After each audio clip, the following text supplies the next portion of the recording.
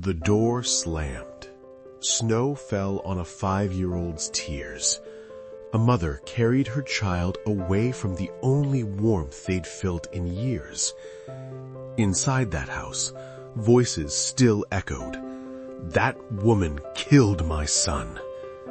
But the woman they accused had a secret that would destroy them all. 3 weeks earlier, she'd opened the wrong door at the worst possible moment. Steam, skin, a billionaire's eyes meeting hers in shock. What she saw in that shower wasn't just a man. It was the brother of someone she'd buried, someone whose death she'd caused. Therefore, when he pursued her, not knowing who she really was, every touch became a betrayal. Every kindness a knife. Because the name on his desk, the photo he kept hidden, the reason his mother would scream on Christmas Eve, it all led back to one night, one accident, 2 brothers who'd never meet again. But here's what you don't know yet. She'd been paying for that accident in ways no one imagined. He'd been searching for her without knowing it. And that shower, that wasn't their first meeting. It was their second. If you stay, you'll learn why she kept the newspaper clipping, why he had her filed before she was hired, and why a 5-year-old's tears in the snow would finally reveal that some accidents aren't accidents at all. 3 weeks before that devastating Christmas Eve, Sarah Summers stood in her apartment holding an eviction notice. The paper trembled, not from cold, though the heat had been shut off 2 days ago, but from the weight of failing again. "Mommy?" Mary's voice came from behind a fortress of cardboard boxes. "Why are we putting my toys in garbage bags?" Sarah's throat closed.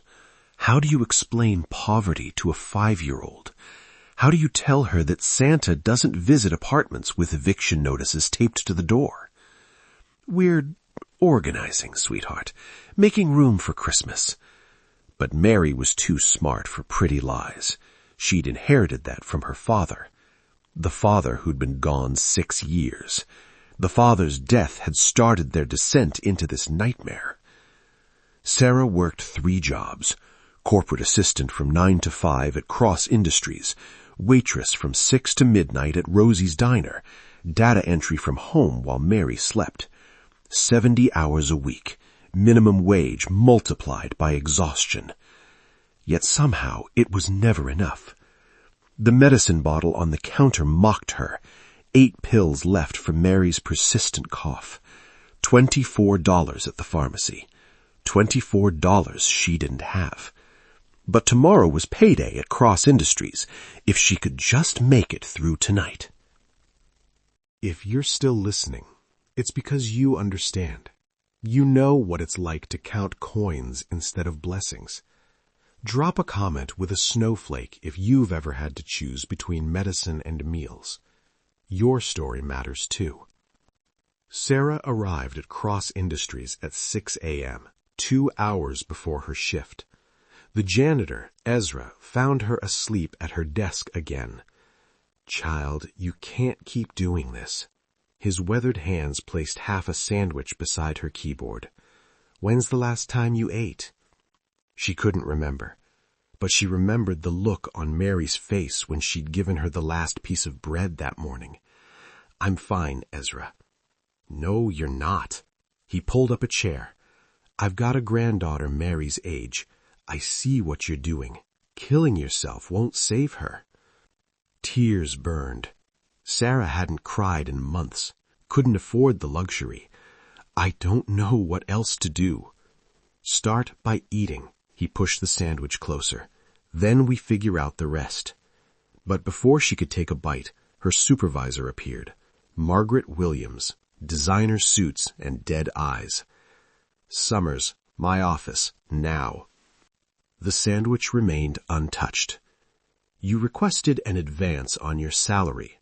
Margaret's manicured nails tapped against a manila folder. "Again." Just 3 days' worth. I'll work overtime to... Denied. One word, delivered with the casual cruelty of someone who'd never wondered where her next meal would come from. Margaret, please, my daughter is sick. I just need... What you need is to manage your finances better. This is a place of business, not a charity. If you can't handle your personal affairs without begging for handouts, perhaps this position is too much for you. Sarah's hands clenched beneath the desk. I've never missed a day, never been late. My performance reviews are adequate. Barely. Margaret leaned back. You're replaceable, Summers. 1,000 girls would kill for your job. Remember that. But what Margaret didn't know, what she couldn't know, was that Sarah was already dead. Had been for 6 years. Ever since the night the police knocked on her door. Ever since the word accident became a life sentence. Therefore, she swallowed her pride like broken glass. Understood. Good. Now get back to work. The quarterly reports by noon. And Summers, fix your appearance. You look homeless. But she didn't know that in 12 hours, everything would change. The corporate Christmas party preparations transformed the office into a winter wonderland. Sarah strung lights she couldn't afford for her own apartment, hung ornaments that cost more than her weekly groceries, arranged gifts for executives who'd never notice her existence. Must be nice, her coworker murmured, adjusting a $500 centerpiece. Bet they spend more on this party than we make in a year. Sarah said nothing. Math was cruel when you lived paycheck to paycheck. One executive bonus could save her life. One party budget could keep her and Mary housed for a year. But that wasn't how the world worked. Hey, Jessica glanced around, then slipped something into Sarah's dress drawer. Merry Christmas. After Jessica left, Sarah opened the drawer. $20. Crisp. New.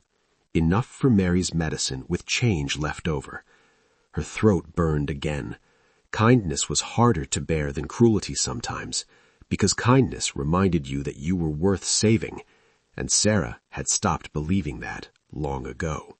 That evening at Rosie's diner, Sarah's feet screamed inside shoes held together with superglue.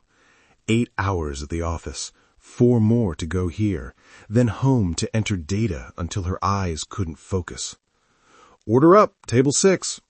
She grabbed the plates, smiled at customers who didn't see her, refilled coffee for men who called her sweetheart while their hands lingered too long on hers. $20 in her pocket, Mary's medicine secured, but rent was still due in 72 hours, electricity bill past due, phone service suspended yesterday. Her phone, her only connection to Mary's school, silent in her apron. What if there was an emergency? What if Mary needed her? But those were luxuries she couldn't afford, like dignity, like hope, like the belief that tomorrow would be better than today. Until one night, everything changed. Sarah arrived home at 1 a.m. to find Mary awake, coughing, the sound wet and painful in her small chest. Mommy, it hurts. Sarah crushed pills into applesauce, held her daughter while medicine fought infection, sang lullabies she remembered from better days. Why doesn't Santa visit kids in apartments? Asked Mary between coughs.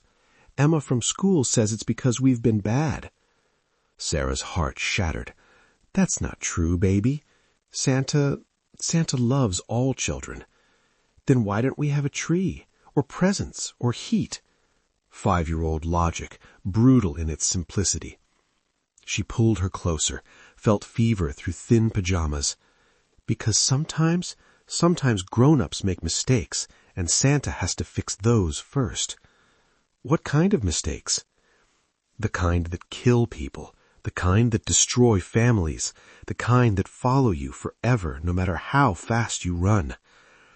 Adult mistakes, sweetheart, but I promise, things will get better. Mary's eyes, her father's eyes, studied her. When? Soon. Another pretty lie added to the collection. But what else could she say? that their life was punishment for a sin committed by a dead man, that some mistakes couldn't be fixed, only endured. But she didn't know. In 18 hours, she'd open a door that would change everything. The next morning, Sarah hand-sewed a princess costume from old curtains. Mary's kindergarten Christmas pageant was in 2 days. Every other child would have store-bought costumes, elaborate, perfect, normal. But Mary would have this, crooked seams and faded fabric held together by a mother's desperate love. "It's beautiful, Mommy," Mary twirled, curtain dress spinning. "I'm going to be the prettiest princess." Sarah smiled through exhaustion. "Yes, you are." The electricity bill lay on the counter. Final notice. Pay by 5 p.m. or service would be disconnected.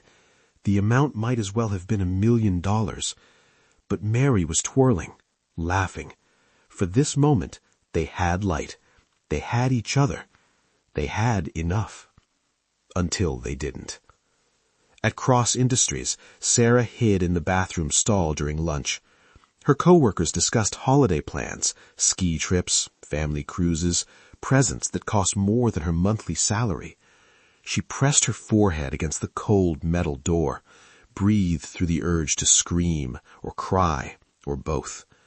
3 jobs, 70 hours a week, and still she couldn't give Mary a normal Christmas, couldn't keep the lights on, couldn't stop coughing herself, stress and exhaustion manifesting in her body's revolt. But tonight she had to work late. The quarterly reports weren't finished. Margaret had made it clear, completion by morning or termination by noon. Therefore, she'd stay, work through dinner, through exhaustion, through the knowledge that Mary would eat sandwiches alone again while other families gathered around hot meals. What choice did she have? Sarah emerged from the stall to find Margaret reapplying lipstick. Their eyes met in the mirror. "Summers," a smile like winter. "Working hard, I hope?" "Yes, ma'am."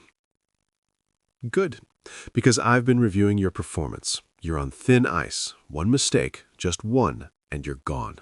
Understood?" Sarah nodded. Words were dangerous when you balanced on edges.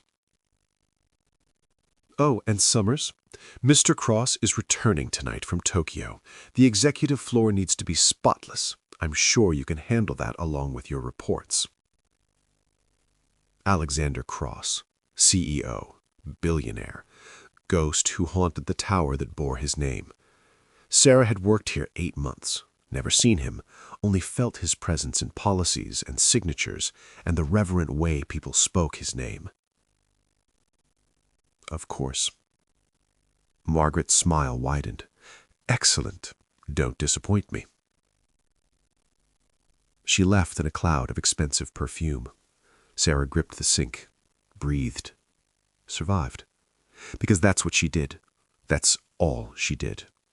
Survive.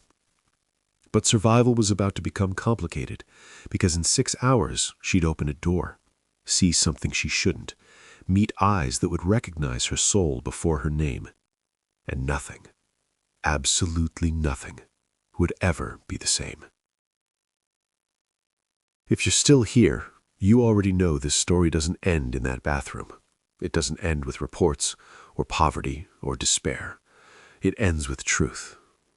But first comes the door. The executive floor was a different world. Marble where there should be linoleum. Silence where there should be life. Sarah pushed her cart of supplies through halls that cost more than her childhood home. 11:47 p.m. The building empty except for ghosts and cleaning crews. And her, hunting for files, Margaret demanded, while juggling executive floor maintenance. The quarterly reports had to be somewhere. Margaret's cryptic message earlier, check the storage rooms near the CEO's office, 3rd door on the right, or was it left? You'll figure it out. But there were 6 unmarked doors, each identical, each locked with her master key. Therefore, she tried the first, office supplies. The second, conference room she'd never seen used. The third, steam billowed out. Warmth hit her face like summer, the sound of running water. Someone was... What the hell? Time stopped. The universe held its breath, because there, stepping out of what she now realized was a private bathroom, not a storage room, stood a man wearing nothing but surprise and water droplets. Alexander Cross.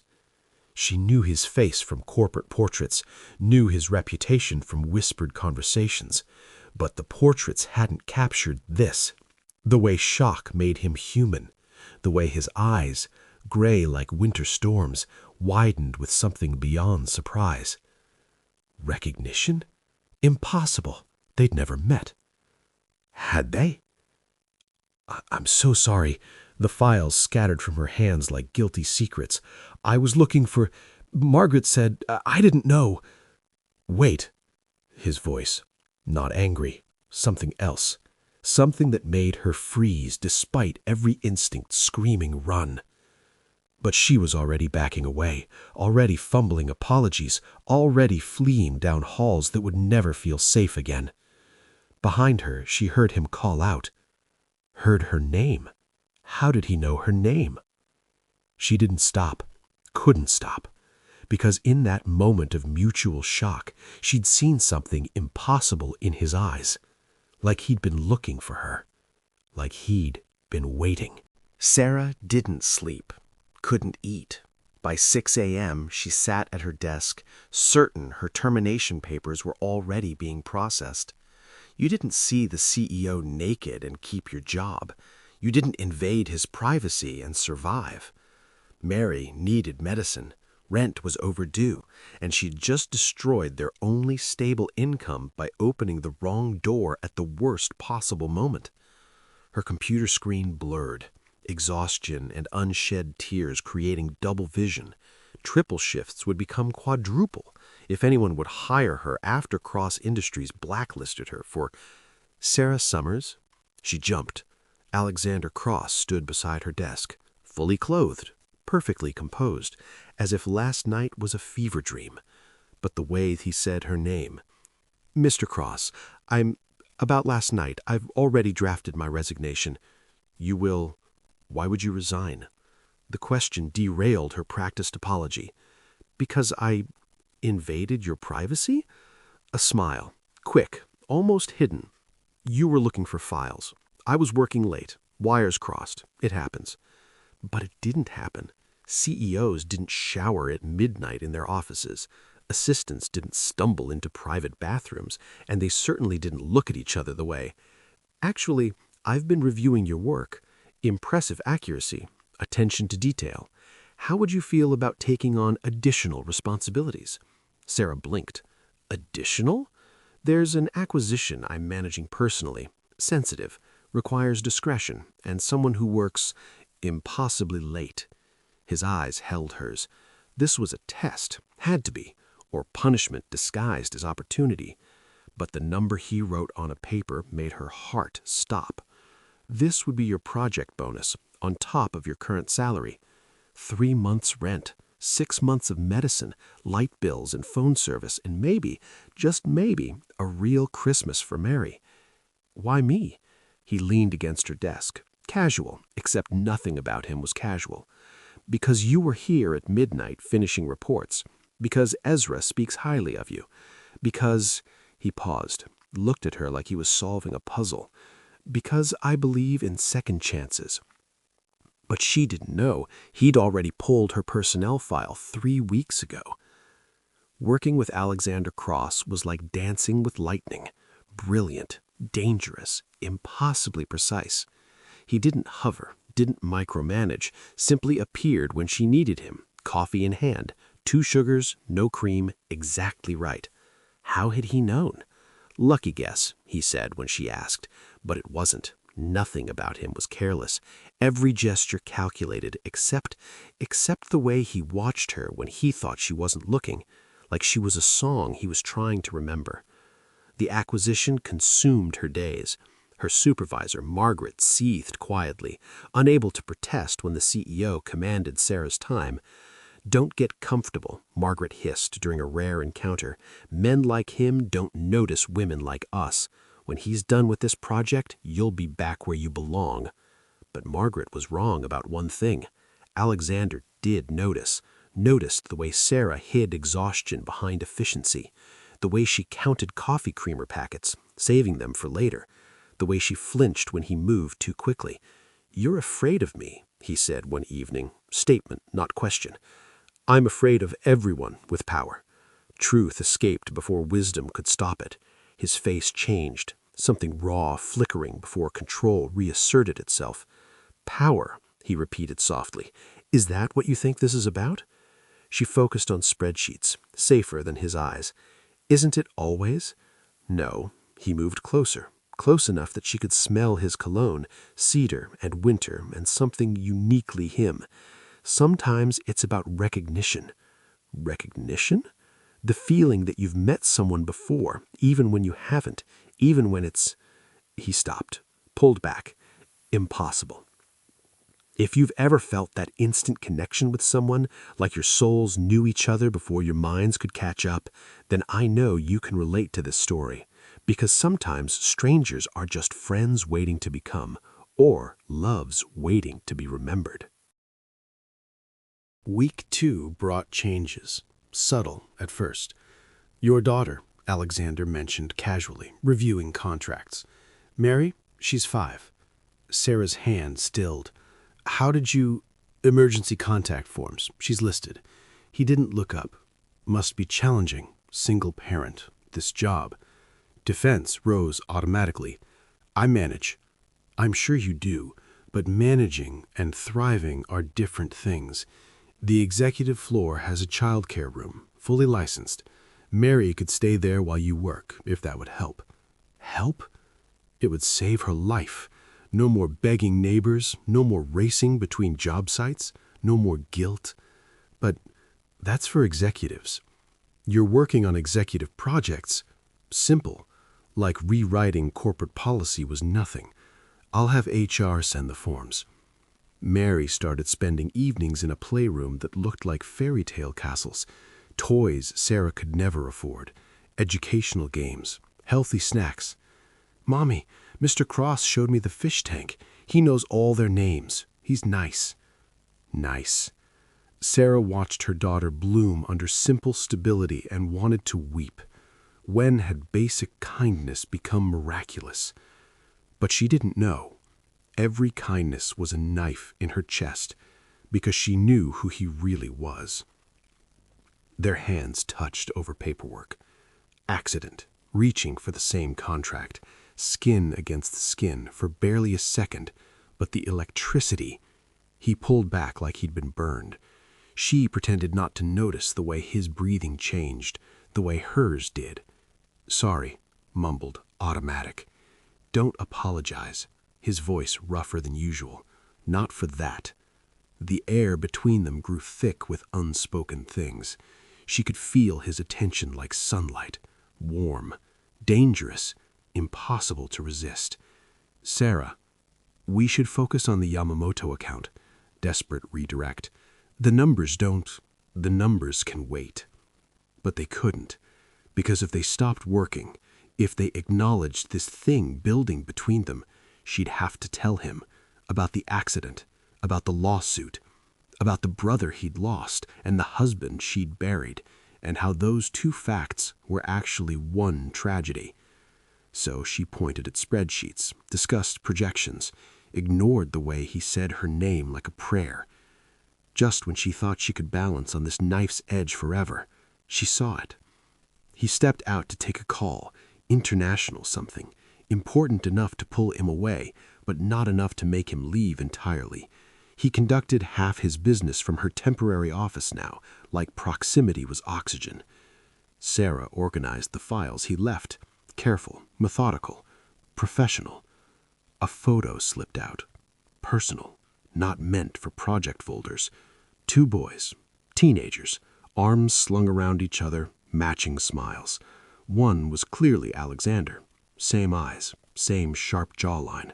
The other was David Cross, the name she'd never forget, the man her husband had killed, the family who destroyed hers in return. Alexander's brother. The file trembled in her hands. Everything clicked with horrible clarity.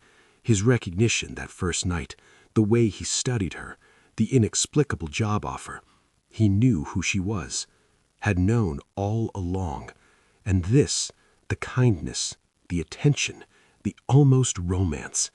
This was just another form of revenge. Wasn't it? The door opened. Alexander returned, still talking on his phone. He saw her face, the photo, the way she'd gone pale like paper. "I'll call you back." He ended the conversation, stepped toward her. "Sarah." She ran. Not like the first night. This time she knew exactly what she was running from, who she was running from, and why she could never stop. Behind her, he called her name, but she was already gone, already knowing that tomorrow she'd lose everything. Again. Because the universe had a cruel sense of humor, it had given her hope in the form of the one man she could never have, safety in the arms of someone who should hate her, love in the eyes of a brother seeking justice. But she didn't know. The real reason Alexander Cross had her file, the real reason he'd been waiting in that shower like a man preparing for battle, the real reason he said her name like he'd been practicing it for years. If you need to know what happens when Sarah runs, when Alexander finally reveals the truth she thinks she knows, hit that subscribe button now, because you will soon discover how everything breaks, how secrets shatter when love and revenge collide. And trust me, you've never seen a family dinner destroy so much so fast. Inside the envelope, a check, a severance package, 3-month salary despite no termination, and a photo. Not the one from the file, a different one, older, grainier, security camera footage from 6 years ago. A hospital waiting room, a woman with swollen belly crying over forms, a man in military uniform sitting across from her, not speaking, just watching, witnessing her collapse as she signed papers she couldn't read through tears. Her, pregnant with Mary, the night James died. And Alexander, home on emergency leave in the same hospital, watching her world end while his did the same. He'd seen her before, on the worst night of both their lives. A note in his handwriting. "I've been looking for you for 6 years. Not for revenge. For answers. For peace. For, I don't know. But not this. Never this. Please let me explain. A." Her hands shook. The photo blurred. Because if he'd known who she was all along, then the shower wasn't an accident. The job wasn't charity. The kindness wasn't. Her phone rang. Not Alexander. A number she didn't recognize. "Hello? Miss Summers? This is Grace Cross, Alexander's mother." The world tilted. Sarah gripped her desk. "I think it's time we met." But what Grace Cross wanted wasn't what Sarah expected, and what she revealed would change everything. They met at a restaurant Sarah couldn't afford to breathe in. Grace Cross was elegance weaponized, diamonds and designer dress, and eyes like her surviving son's, gray storms barely contained. "You're prettier than I expected," Grace said, sitting down. "James had good taste before the drinking." Sarah flinched. "Mrs. Cross, did you know he was drunk when he killed my David?" Straight for the jugular. No small talk, no mercy. "Yes." "Did you know about his previous arrests, the warnings, the suspended license?" Each word a lash. Not all of it. "But you knew he drank, knew he drove, knew he was a ticking bomb." "I tried to stop him. That night I tried. Not hard enough." Grace sipped water like wine, like blood. My son was coming home from his bachelor party, designated driver for his friends, responsible, good, everything your husband wasn't. Sarah said nothing. What defense existed against truth? The settlement barely covered funeral costs. Did you know that? Your husband's insurance, what little existed, went to his drunk driving victims first. We got nothing. Just a dead son and a folded flag and debt from a wedding that would never happen. I didn't know about the lawsuits until after, because you ran, left no forwarding address, like a coward. But Sarah hadn't run. She'd been evicted, phone disconnected, living in her car with a newborn while working fast food to buy formula. There'd been no forwarding address because there'd been no address at all. What do you want from me? Grace smiled, cold, calculating. I wanted to destroy you. For years, that's all I wanted, to find the drunk's widow and make her pay for choosing him, for enabling him, for surviving when better people didn't. Then why? Because my son is in love with you. The words hung between them like an accusation. And that, Grace continued, is a problem. Alexander doesn't know we're meeting, Grace said. Doesn't know I've been watching you for weeks, following your routines, learning your weaknesses. Sarah's blood chilled. You've been stalking? Such an ugly word. I prefer investigating. Did you know you sing to your daughter when she can't sleep? Off-key, but sweet. James never sang, did he? The casual cruelty of invoking her dead husband, the violation of being watched. Sarah's hands clenched under the table. Here's what's going to happen. You're going to quit, disappear again. Take your daughter and whatever dignity remains, and leave my son alone. Or I tell him the truth. He already knows who Does he know? James was drinking because of you? Grace's smile sharpened. That you'd had another fight about money? That you'd threatened divorce if he didn't get help? Does Alexander know his brother died because you gave your husband an ultimatum that night? The restaurant tilted, spun, collapsed, because that was true. Partially. She had fought with James, had threatened to leave, had pushed him toward a breaking point she didn't see coming. But that's not the whole truth. Truth is flexible, dear, and I have texts, voicemails, evidence of a marriage dissolving. Imagine how Alexander will feel knowing you drove your husband to drink and drive, that your marital problems killed his brother. But Grace Cross had made one miscalculation. She thought Sarah would crumble. She thought guilt would win. She didn't count on a mother's love being stronger than a widow's shame. No. One word, quiet but earthquake strong. Grace blinked. Excuse me? I said no. I won't run again, won't hide, won't let you weaponize my pain to protect your son from feelings you don't approve of. You little... I'm not finished. Sarah stood. You want to tell Alexander your version? Fine. But I'll tell him mine. How his mother pursued a pregnant widow through the courts. How she tried to garnish wages I didn't have. How she made sure I couldn't even afford my husband's funeral. You I deserved to grieve. My daughter deserved to be born without debt collectors calling. We deserved mercy. Grace stood too, height advantage lost to Sarah's quiet dignity. You touch my son, you'll regret it. I already regret it. Truth like a blade. I regret falling for someone I can never have. Regret letting Mary get attached to a fairy tale. Regret believing kindness could exist without cost. but I don't regret refusing to run anymore. Not from you."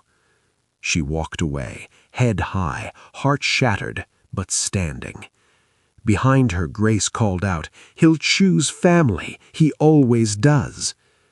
Maybe, probably, but that would be Alexander's choice, not his mother's manipulation. Until that night, when Alexander made a choice no one expected. Sarah was helping Mary with homework when the doorbell rang. 8 p.m. Too late for deliveries, too early for emergencies. Alexander stood in her hallway, snow in his hair, storm in his eyes. "My mother visited you." Not a question. Sarah nodded. "She told me." He stepped inside without invitation. Filled her tiny apartment with presence and possibility. "Told me she threatened you, tried to—" He stopped, saw Mary peeking from behind the bedroom door. "Hi, Mr. Alex," Mary waved, unbothered by tension. "Want to see my math? I got a star." His face softened. "Maybe in a minute, Princess. I need to talk to your mom first." Princess. The word made Sarah's chest tight, made her remember hand-sewn costumes and impossible dreams. Mary disappeared. Alexander turned back to Sarah. She had no right. "She's protecting you. From what? From you? Move closer? From the first person who's made me feel alive since David died? From the woman I've been searching for since you saw me crying in a hospital?" He froze. "You got the photo. Why didn't you tell me? That first night when you recognized me, why didn't you?" "Because I was a coward." Simple, honest. "Because I'd built you up in my mind. The grieving widow, the one who understood, and then you were there in my bathroom, alive and beautiful and nothing like the broken woman I remembered. I'm still broken." "No." He touched her face, first time, fingertips against tears she didn't know were falling. "Alex, my mother thinks she's protecting me, but she doesn't know what I know. Doesn't know that I hired an investigator years ago, found the truth she tried to bury." Sarah pulled back. What truth? The James wasn't just drunk. He was suicidal. The words hit like fists. No, he wouldn't. Blood alcohol 3 times the limit. No skid marks. He aimed for David's car, Sarah. The investigators suspected but couldn't prove. My mother buried the report because it was easier to blame me. Sarah sank onto her couch. To have a villain. To have someone to hate who was still breathing. Alexander sat beside her, not touching, just close. "I'm not excusing what he did. David is still dead. But you didn't kill him. Your marriage problems didn't kill him. James made a choice that destroyed multiple lives." She sobbed then, 6 years of carried guilt pouring out. Alexander pulled her close, held her while she shattered. "This is why I couldn't tell you," he whispered. "That night in the shower, when I saw you, really saw you, not the ghost I'd been chasing, I knew. I was falling for my brother's killer's widow. How's that for cosmic irony?" If you've ever loved someone you were supposed to hate, you understand the war inside Alexander's chest. Comment below with your impossible love story. Sometimes the heart chooses healing over hatred. "My mother gave me an ultimatum," Sarah said when Sarah's tears slowed. "You or the family. You or my position at the company. You or everything I've built." Sarah's heart stopped. "Alex, so I'm inviting you to Christmas dinner." "What?" "Tomorrow night, Christmas Eve. Family tradition. You and Mary, my parents' house." He smiled, sad and determined. "If I'm going to lose everything, might as well make it memorable." "You can't be serious." "I'm not more serious." He stood, helped her up. "Wear something nice, not for them, for you." "And Sarah?" "Yeah. Bring the truth, all of it, because secrets are what got us here." He kissed her forehead, soft, sacred. and I'm tired of letting the dead dictate how the living love." He left before she could protest, before logic could overcome longing, before she could explain the dinner would be disaster. Mary danced out. "Are we going to a party? A real Christmas party?"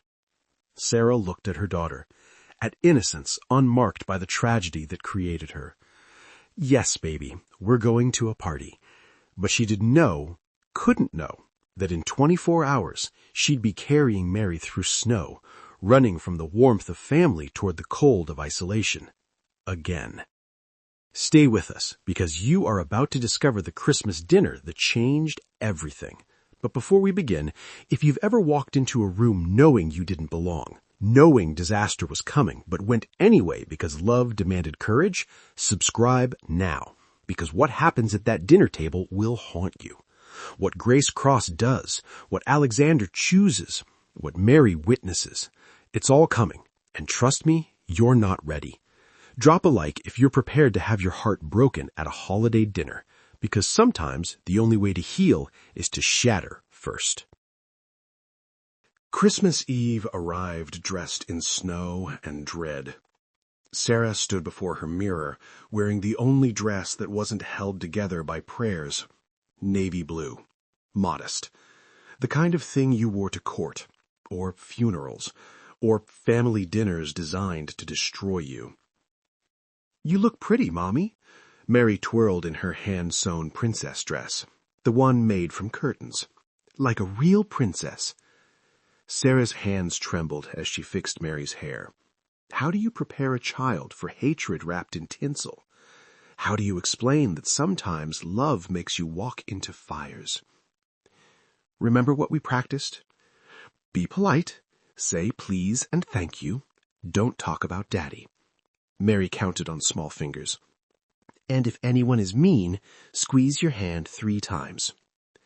Their secret signal, developed for playground bullies, never imagining it would be needed at a billionaire's Christmas table. The doorbell rang. Alexander, prompt as prophecy. He wore a suit that cost more than her car, but his eyes wore fear. "You came. You asked. I didn't think." He stopped. Saw Mary, knelt to her level. "Princess Mary, you look spectacular." Mary giggled, curtsied, innocence that made Sarah's chest ache. "Ready?" He stood, offered his arm. "No." "Me neither." He smiled, sad, determined. "Let's go anyway." But what waited at that house would test more than courage. It would test whether love could survive the weight of grief, whether forgiveness was possible when ghosts sat at the table. The Cross estate sprawled like a Christmas card. Lights perfect, snow pristine, wealth that whispered instead of shouted. "Wow!" Mary pressed her face to the car window. "Is this the North Pole?" "Something like that," Alexander murmured. Inside, warmth and wonder. A tree that touched cathedral ceilings. Children's laughter echoing from somewhere deeper in the house. The scent of cinnamon and possibilities. "Uncle Alex," a swarm of nieces and nephews descended. "Did you bring presents?" "Better." He lifted Mary. "I brought a new friend." And just like that, Mary was absorbed into the chaos of cousins, swept away to a playroom Sarah could glimpse through archways, safe, happy, unaware of the storm brewing in adult spaces. "Alexander," a voice said, warm but wary. "And you must be Sarah." Richard Cross, Alexander's father. Softer than his mother, but steel existed beneath the silk. "Mr. Cross," Sarah shook his hand, felt him measure her worth in that grip. "Please, Richard." He studied her like she was a painting with hidden meanings. "Grace is in the kitchen with Catherine." Catherine, David's fiancée, the woman who should have become a Cross 6 years ago. Alexander tensed. "She wasn't supposed to. Your mother invited her yesterday." Richard's look said everything. Thought it would be appropriate. A trap, baited with the woman whose life Sarah's husband had stolen. But before anyone could respond, Grace appeared, elegant in emerald, smiling like a blade. "Sarah, how brave of you to come." Dinner began beautifully, deceptively. Sarah helped in the kitchen despite Grace's protests, carried dishes, poured wine, pretended her hands weren't shaking when Catherine appeared. "You're her." Not a question. Catherine was ethereal, blonde, the kind of beauty that grief had sharpened instead of diminished. James's wife. Widow. The distinction mattered. "I'm sorry for—" "Don't." Catherine turned away. "Just don't." Sarah retreated, found Alexander waiting in the hallway. "You okay?" "Your mother invited your brother's fiancée to dinner with your brother's killer's widow. What do you think?" He pulled her close, quick, desperate. "You're not responsible for James's choices. Tell that to everyone else."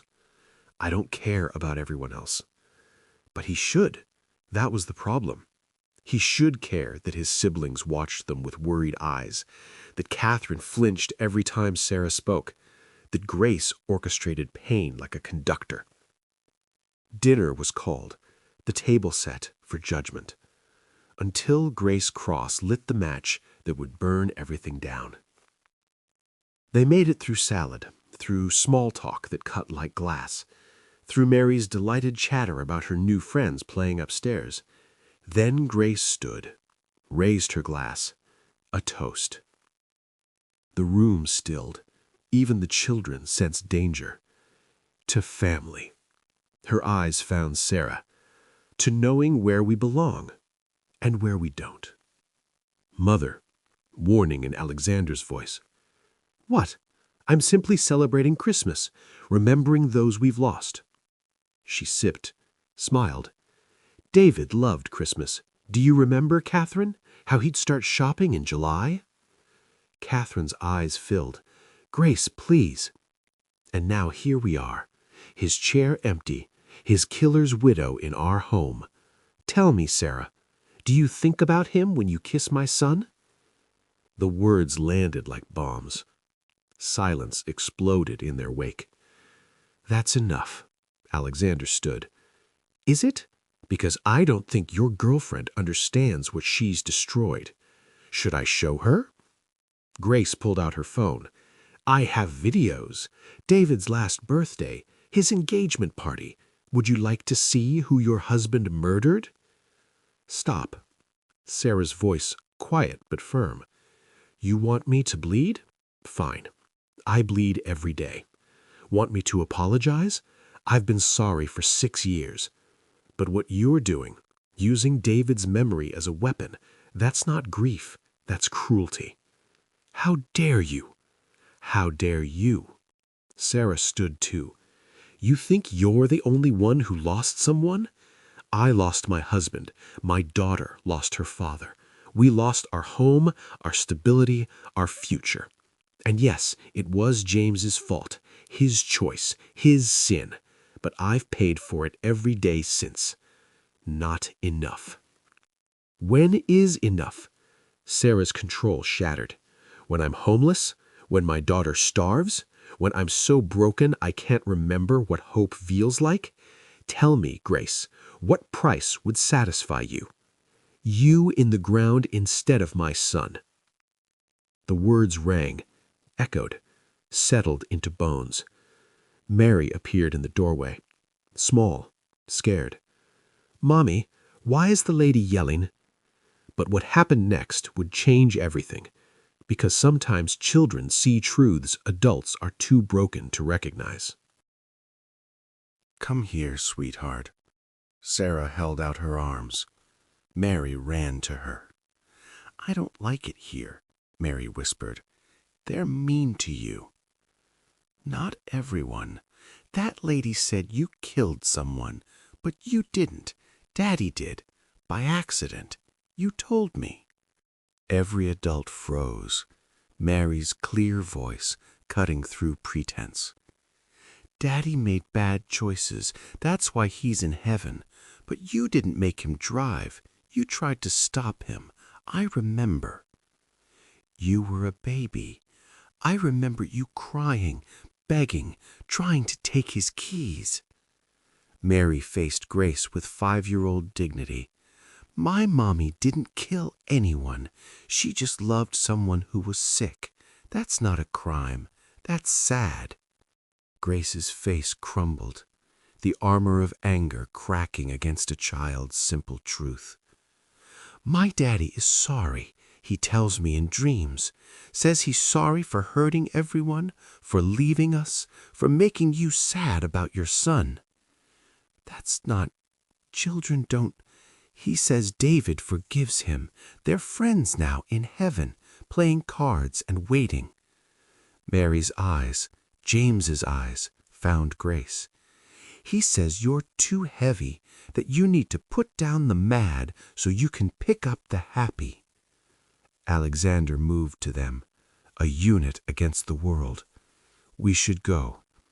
No, Grace's voice, different, broken. No, But Sarah was already gathering coats, already lifting Mary, already walking toward the door with dignity Grace had tried to steal. Sarah, wait! Merry Christmas, Mrs. Cross. Quiet. Final. I hope you find peace. David would want that. They left, walked into snow that felt cleaner than the warmth inside, Mary between them, Alexander's hand on Sarah's back. A family that shouldn't exist, fleeing a family that couldn't heal. Behind them, through windows, Grace Cross stood alone among abundance, drowning in the truth a child had spoken. That forgiveness was the only gift worth giving, and the hardest one to unwrap. If a child has ever taught you wisdom you were too proud to learn alone, you understand this moment. Share your story below. Sometimes angels come in small packages with missing teeth and curtain dresses. They drove in silence, Mary asleep between them. The weight of bridges burned, keeping them quiet. I'm sorry, Alexander finally said. For thinking dinner would fix things, for putting you through that, for loving me despite everything. He glanced at her. That's not something I'm sorry for. You should be. Your mother was right. You're choosing a disaster, a tragedy, a woman who faces dragons for her daughter, who works 3 jobs without complaint, who speaks truth even when it cuts. He pulled over, turned to her. I'm choosing you, Sarah, if you'll have me. Alex, not now, not tonight. We're both too raw, but when you're ready, when the ghost's quiet, when you believe you deserve happiness, I'll be waiting. He drove them home, carried sleeping Mary to her bed, kissed Sarah's forehead at the door. Merry Christmas, Sarah Summers. Merry Christmas, Alexander Cross. He left. She closed the door, leaned against it, cried for everything broken and everything possible and everything in between, until Christmas morning brought a knock that would rewrite every assumption. 7 a.m. Too early for visitors, too late for Santa. Sarah opened the door to find Grace Cross.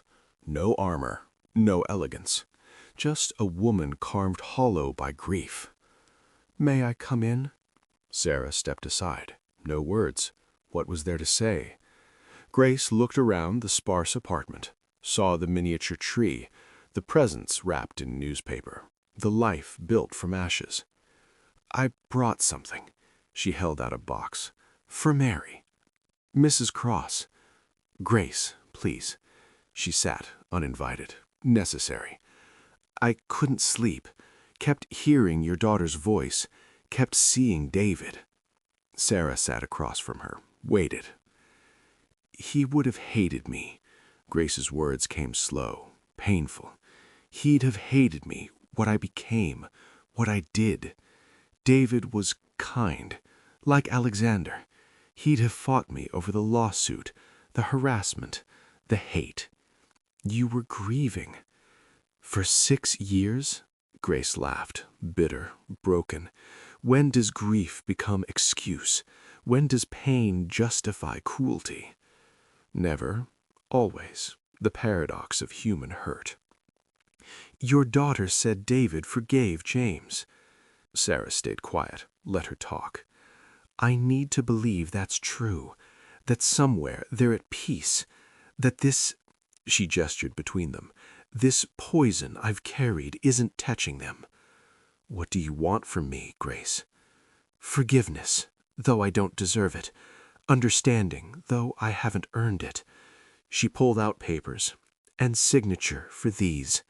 Sarah read, reread, couldn't breathe. This is every penny I took, plus interest, plus damages, plus an apology that can't possibly cover the harm. Grace stood. I can't undo the past, but I can stop poisoning the future.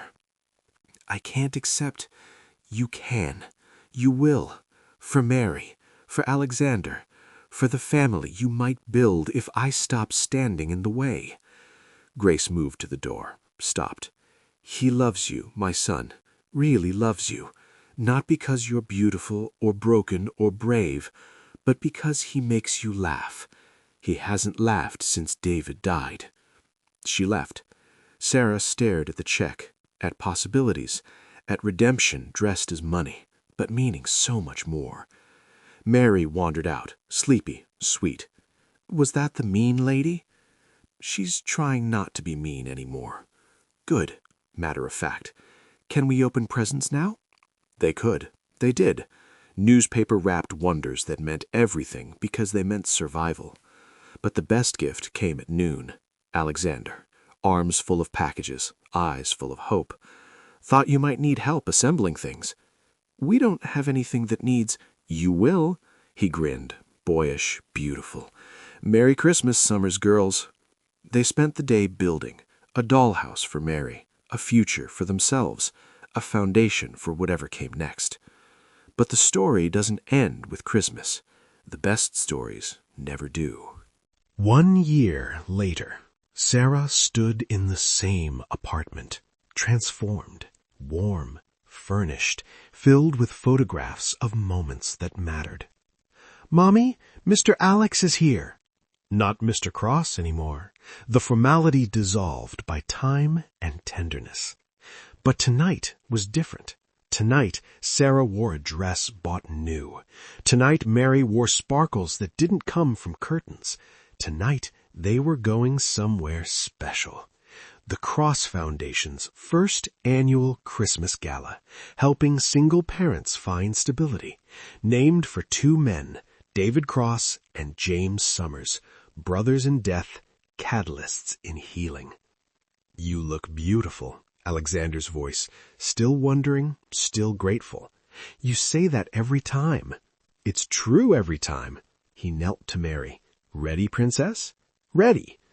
They drove through streets strung with lights, toward a ballroom filled with hope, toward a future neither had imagined. Grace met them at the door, different now, softer, still learning but trying. Sarah, you came. We're partners now. Complex word, layered, business, family, the rehabilitation of revenge into something resembling redemption. The night sparkled. Families helped by the foundation, stories of survival, of second chances, of love finding ways through locked doors. Dance with me, Alexander's hand extended. Sarah looked at Mary, spinning with other children, at Grace serving punch with genuine smiles. At the banner overhead, every ending is a beginning. She took his hand, let him lead her to the floor, felt his arms around her like home. I love you. First time, perfect time, despite everything, because of everything. I love you. I love you too. Simple, true, impossible until it wasn't. They danced, slowly, carefully, 2 souls who'd found each other in the wreckage, who'd built something beautiful from broken pieces. The photographer captured them like that, her head on his shoulder, his lips against her hair, Mary spinning in the background, Grace watching with tears that meant healing instead of harm. "But wait," Mary's voice interrupted the moment. "You never told me about the shower." The adults laughed. Some stories were better left for later, for when little girls became young women, for when embarrassment transformed into family legend. "Let's just say," Alexander whispered to Sarah, "some accidents are actually miracles." "The best ones," she agreed. Snow began to fall outside, soft, clean, like forgiveness made visible. Inside, warmth, music, the laughter of families who'd found their way through darkness.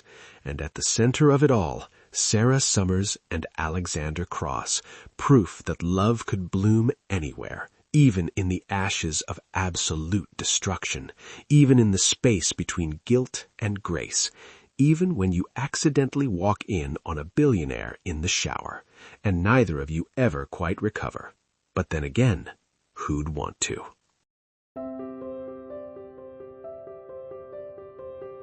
Thank you for staying until the end. If this story touched your heart, subscribe now. Share it. Let it remind someone that their worst chapter doesn't have to be their last, that love stories can begin with loss and end with everything. Until next time, may all your accidents lead to miracles.